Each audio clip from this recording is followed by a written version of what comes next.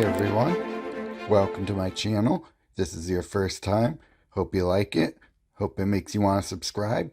But first of all, let's get into what I'm talking about here. So, I am one of the fortunate few that Webcore has trusted me to spoil some Lost Caverns of Ixalan cards for you guys, along with Nalthazar and Gozmaster. If you know me, you know their channels, but just in case you don't, I'll leave links in the video description below so you can go check out what they've spoiled. So here's the first card I'm going to talk about here.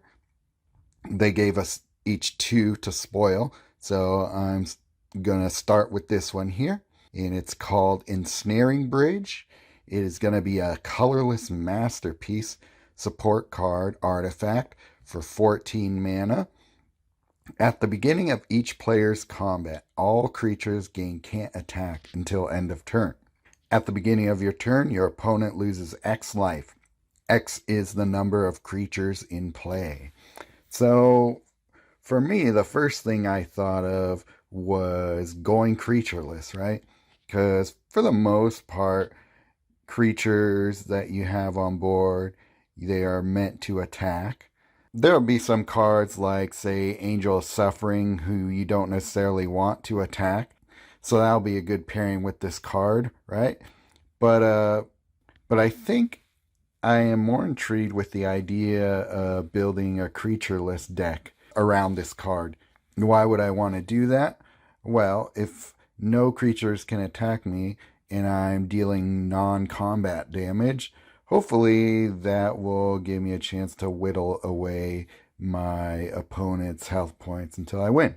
If I'm not relying on creatures to do that damage for me by attacking, then this might be a good option for you to keep yourself safe while you do that. So, you can go with creatureless red. You got like the Koth Vanguard that can do a ton of damage. Or you could even do, Jace Vanguard or any sort of like toxic proliferate loops, anything like that. And yeah, if you're dealing with a deck that has a lot of tokens that you're fighting against and they can't attack you, but they keep growing as far as tokens go, I don't know. I'm not totally sure if it means number of creatures in play, including their reinforcements. Most of the time it doesn't mean that, but we'll have to see if they clarify that when this card comes into the game. But that's my initial idea for this card. What do you guys think? What do you think the design team was going for when they built this one? Did they have some sort of build in mind when they created it, or do you think it's one of those things where they just go, here's a card we designed, you come up with what you think this card will be good for? I never know exactly what design teams think when they are building cards like this.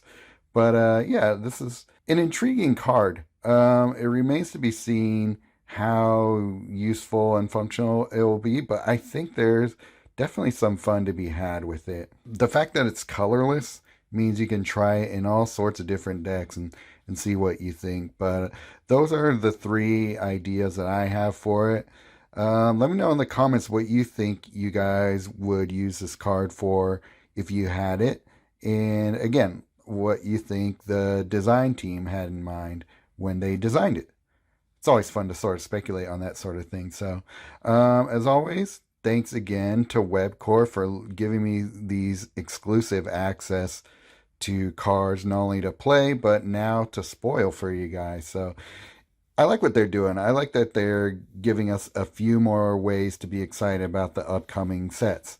So it's like kind of a preset spoiler. So thanks, Webcore. Good job on that. And yeah, looking forward to spoiling the next one for you. But in the meantime, check this one out and have fun talking about it.